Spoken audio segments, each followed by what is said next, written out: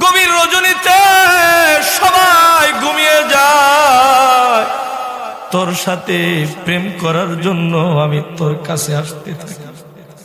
আমি দেখি কোন বান্দা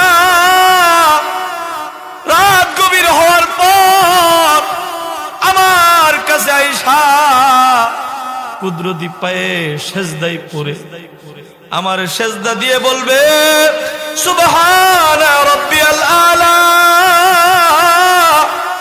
সুবহানা রাব্বিয়াল আলা, সুবহানা রাব্বিয়াল আলা।